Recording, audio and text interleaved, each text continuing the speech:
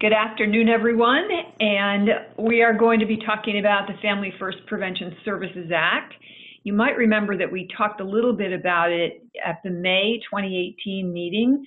We discussed it in the context of sustainability as a potential funding stream for your innovations and interventions. So we're going to talk a little bit more in depth about it now, and kind of the implications for the work that you're doing. So Family First has really two overarching goals. One is to allow the use of 4E funding, Title 4E funding, for prevention services, and I'll talk more in depth about that. And then it also places limits on the use of congregate care. So let's first talk about the prevention services aspect. Title 4E, as you probably know, historically has only been allowed to be used unless the state has a waiver for children who are already in out-of-home placement. And so it kind of created this perverse incentive to place children in out-of-home care, and it's the major federal financing stream for child welfare. It's a state and federal match program, and it's an entitlement. So as a match, so it's not capped because it's an entitlement program. And secondly, it's a match program. So the federal government pays half and states pay half for most 4E kinds of activities. In some cases, the match might be a little bit higher on the federal side. So now this allows use of, Family First allows use of Title 4E for prevention services. And when the Act talks about prevention, what they're really talking about is services and supports that will prevent the placement of children and youth into foster care and prevent placement disruption for children and youth who are already in adoptive or kinship guardian homes. So it's a little confusing for some folks because they think of sort of more classic prevention services, but this is really, these can cover things like mental health services, substance use treatment, etc. The Act is effective October 2019. States have the option as to whether they will implement prevention services and using 4E funding for that. So the prevention services part of the Act are optional for states. The congregate care requirements, which I'll talk about in a moment though, are not optional.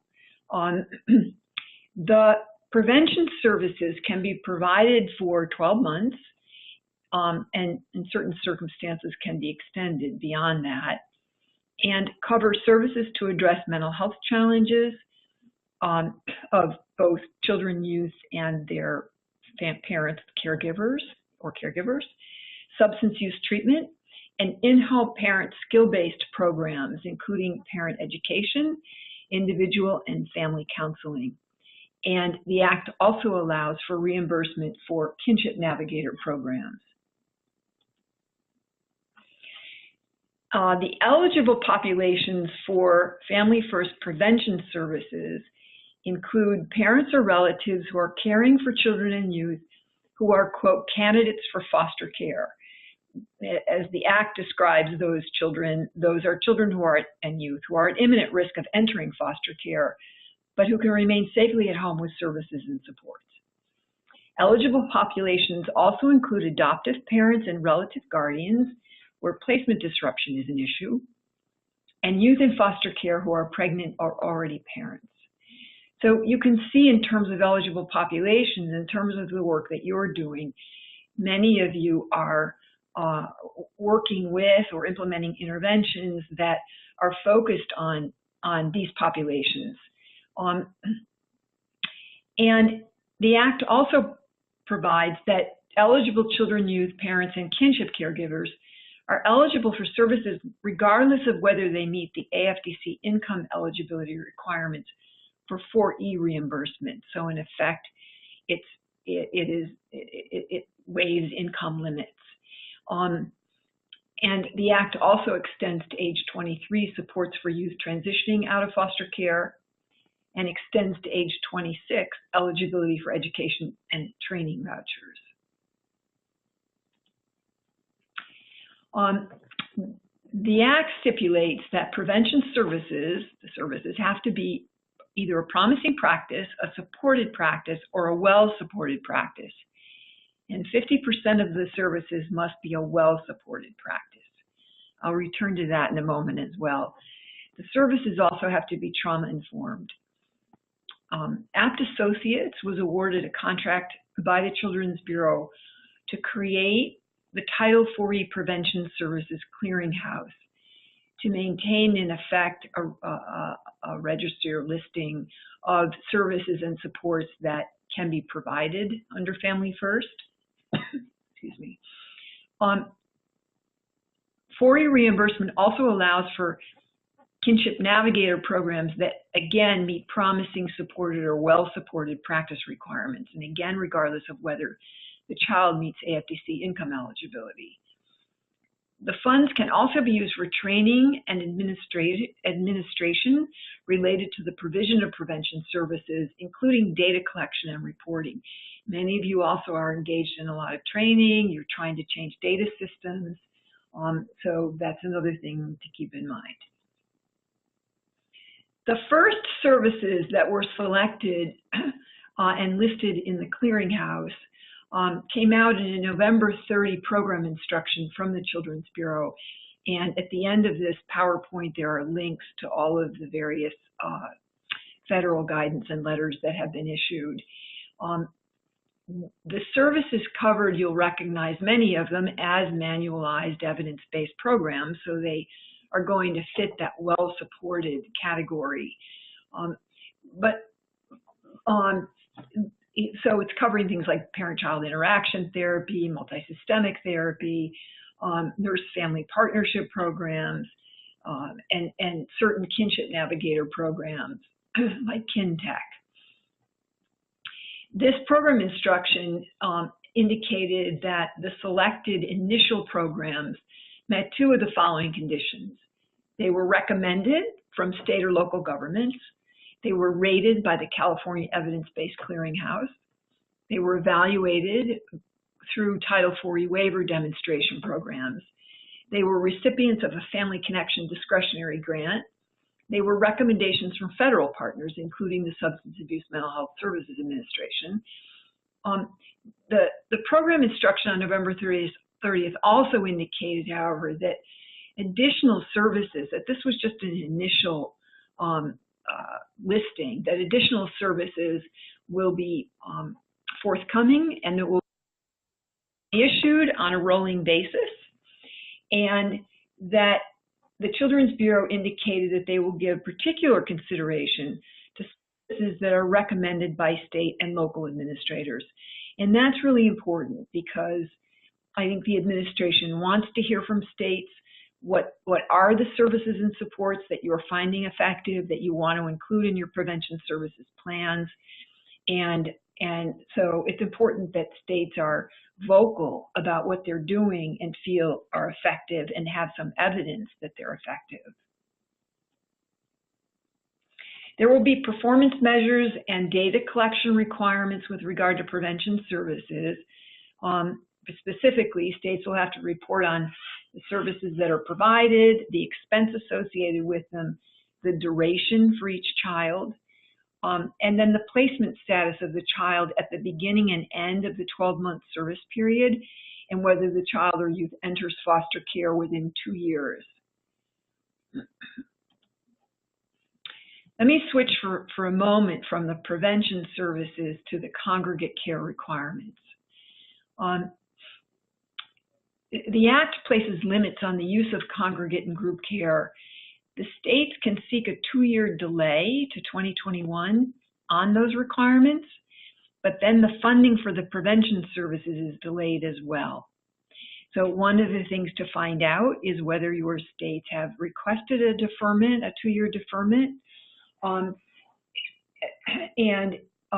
if not, then the planning is even more accelerated because you're trying to meet an October 1, 2019 deadline. The residential treatment programs that are funded through 4E must meet Qualified Residential Treatment Program or QRTP requirements. And those include that there is a trauma-informed treatment approach, there are registered or licensed nursing staff and other licensed clinical staff available 24/7 and available to provide services on site. That doesn't mean that those staff have to be employees of the facility itself, but they have to be available and available to provide services on site. Residential facilities also have to facilitate family participation, family outreach, and document how outreach is made, and maintain contact information for families and kin. The programs must document how the family is integrated into the child and youth treatment plan and treatment itself, including post-discharge, and how sibling connections are maintained. The programs also have to provide discharge planning and family-based aftercare support for at least 6 months post-discharge.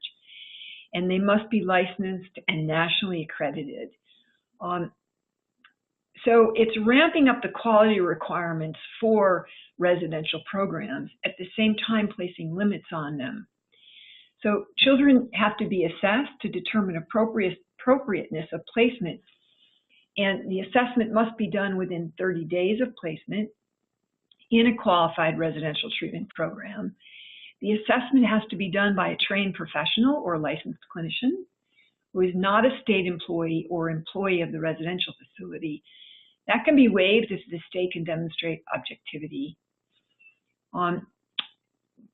The assessment has to incorporate an evidence-based, validated functional assessment tool, and Children's Bureau will be releasing guidance on valid tools.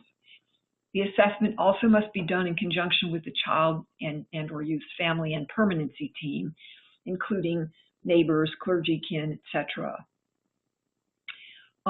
So the assessment instruments also are important to keep in mind for LGBTQ youth as well, to make sure that they are taking into account particular strengths and issues of that population.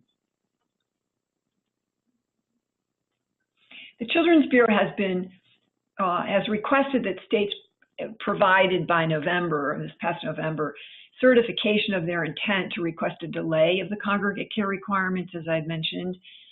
Those certifications aren't binding, so states have until September of 2019 to actually make a decision about whether they're going to seek that 2-year delay. I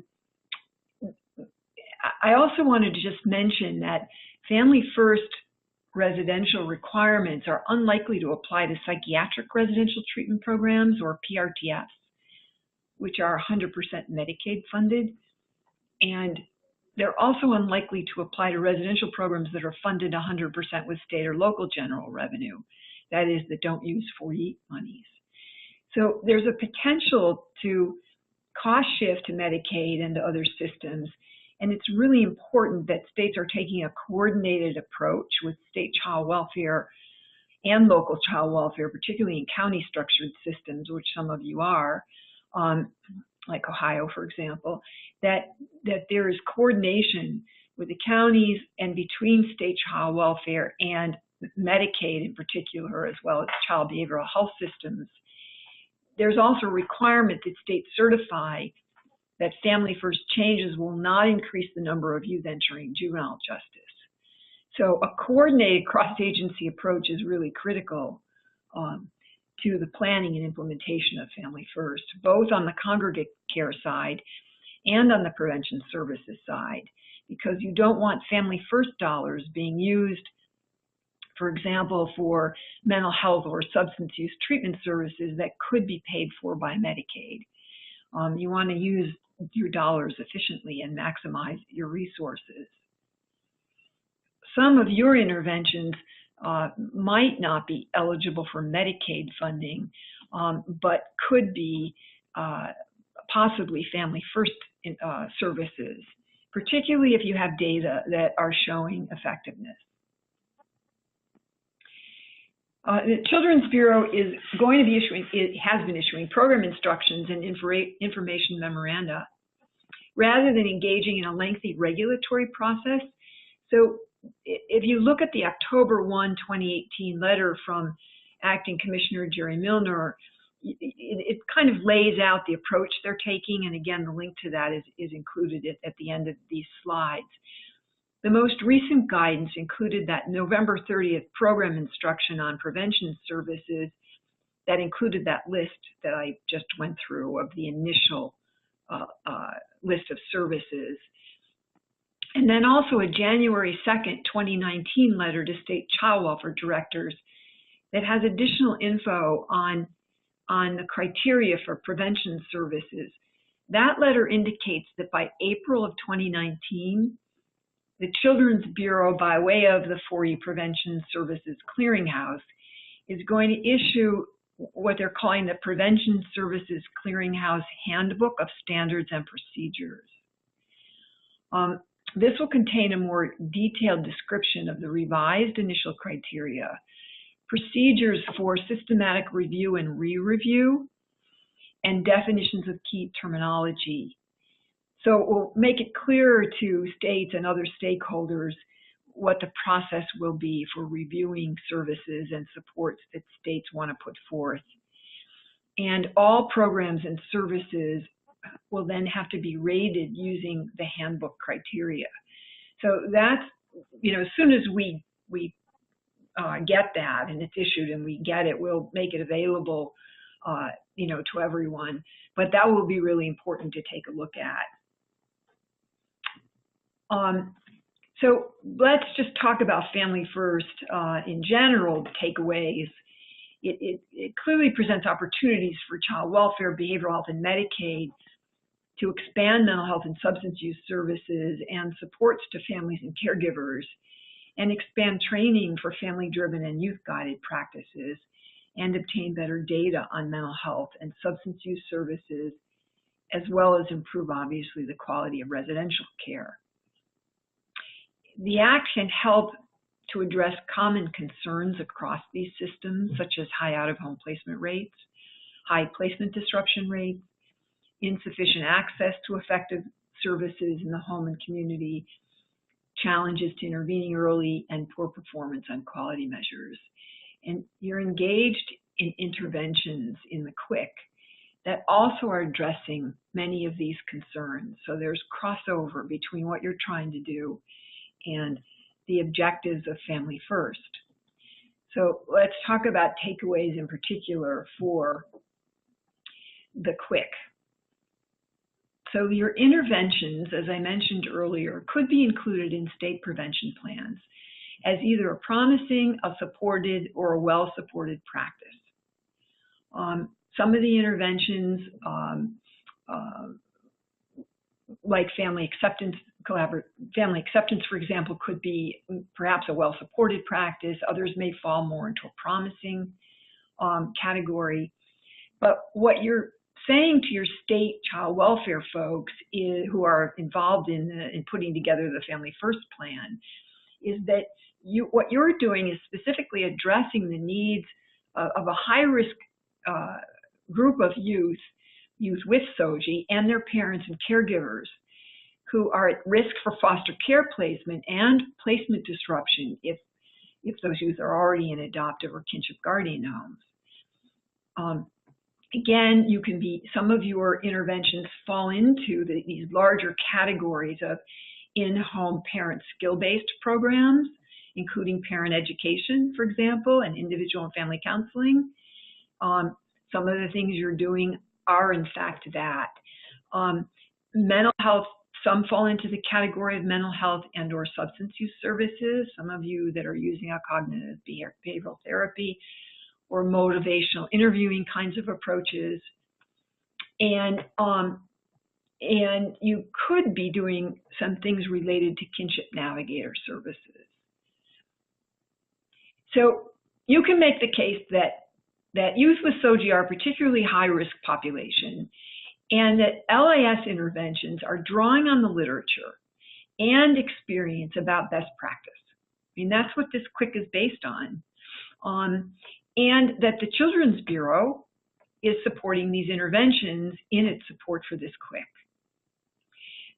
Your interventions, though, will have to be included in the state prevention services plan. So you have to get your state child welfare agencies to advocate for these interventions and to include the data that you have about their effectiveness, both your own data and any national data that exists. Let me also mention that states are going to be defining further terms such as candidate for foster care and imminent risk. And states could take various approaches. They could have broad definitions to these. They could have narrow definitions. For example, a definition could be that a candidate for foster care is any child or youth whose parent has been referred to the state or local hotline for alleged maltreatment. Another broad definition could be, or an additional one, could be any child or youth, for example, living on the street or homeless. That first definition, may or may not get to the second one in terms of youth living on the street or are homeless. And yet, that's clearly an at-risk population. A narrow definition could be that a child is a candidate for foster care only if there has been a substantiation of maltreatment. As you can see, that would further narrow the eligible population. I think states are going to have many variations on these. They're now, states are in the process of trying to come out with these definitions. And so, again, it's important that you're at the table having these discussions about whether the definitions are going to end up including or excluding some youth with SOGI or subpopulations of youth with SOGI. So, steps to take. If you're not involved already, find out who is leading the Family First planning in your state child welfare agency and become involved or establish a relationship. Make the case for inclusion of your interventions on behalf of at-risk youth with SOGI, and encourage the Children's Bureau, APT Associates, and your state child welfare system to include these services. And in particular, your state child welfare system. I can't sort of emphasize this enough. The Children's Bureau is going to want to hear what states want to support and where they have data that shows what they're doing is effective. And not just manualized evidence-based programs, although those too, of course, are important. If your interventions are included, you also want to make the case for use of $40 for training related to your interventions. In the same vein, if they're included, make the case for use of $40, the Family First $40, to make needed changes in data systems. And again, use your evaluation data and or national data to make the case. Some of you may already be involved and actively involved in this planning, and hopefully we can, support, the QUIC can support more of a peer-to-peer exchange on what's going on and what you can learn from one another in terms of your involvement with these processes and your successes and or challenges in getting your interventions included, your interventions with respect to youth with SOGI. You also want to make sure that the definitions, as I mentioned earlier, of candidate for foster care and imminent risk don't preclude reaching certain at-risk youth with SOGI. For example, not only youth who are homeless or on the street, but youth who are victims of sex trafficking, for example. And you want to make sure that Family First planning and implementation efforts, just like your efforts under this QUIC, include partnering with family and youth-run organizations and family and youth leaders so that they're grounded in the reality of those with lived experience. And this is an example. I'm giving you this example of one state's Family First planning structure. A number of states have committees in place and are looking at different aspects of Family First implementation. This happens to be Virginia, and they had presented this both the Department of Behavioral Health and Developmental Services and the Department of Social Services, Division of Family Services, their child welfare agency, co-presented to the National Association of State Mental Health Program Directors, Children's Division, to give them an idea of how they're collaborating across systems on the development of Family First plans. So they have divided their work into 4 work groups. They have a finance work group that's looking at maintenance of effort, because there is a maintenance of effort requirement. The budget implications, because there are implications around ramping up, for example, promising or well-supported practices in terms of training and capacity building, and some of the challenges. Also, that finance work group is looking at the interface between 4E funding in child welfare and Medicaid funding, which I mentioned earlier. They have an evidence-based services work group where they're trying to get a sense of what's going on right now throughout the state, and Virginia also is a county-structured state.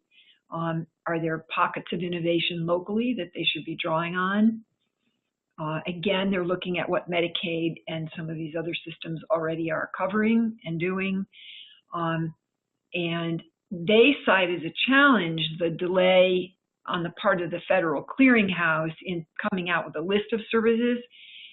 I think that's kind of the wrong way to go. I would instead look at what your state is doing that you know is effective, that you have data around, and make the case for why you want to include it in your plan.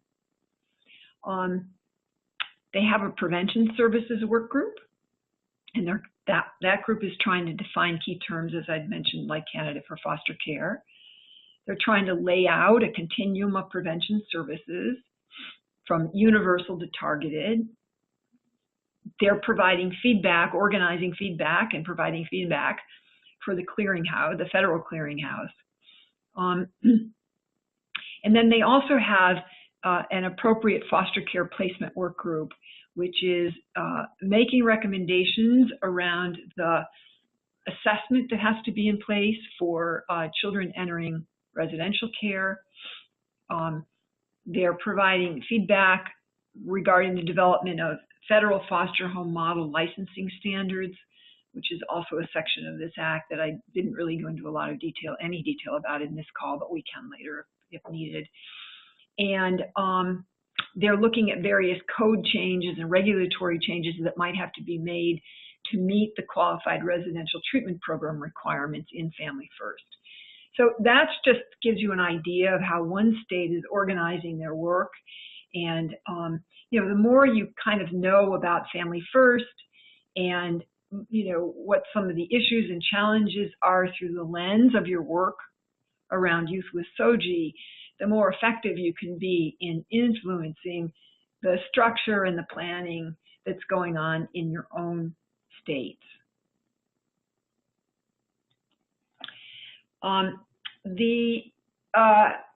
The links here, first of all, a couple of things. I put my email up there. If you have questions that kind of occur immediately, just as a result of this presentation, you feel free to email me, and I'll make sure that I copy the folks at UMaryland, so you know they get an idea of what's going on and what your questions are, and I'll try to respond to them, or we'll get responses if I can't. And then these are some very useful links about the Act itself, a little more in-depth information, and again, the program instructions or letters to state child welfare directors that have come out from the Children's Bureau, including the last one on January 2nd that talks about that handbook. So we'll be on the lookout for that as well. One of the things I had mentioned to Angela was maybe later in the summer,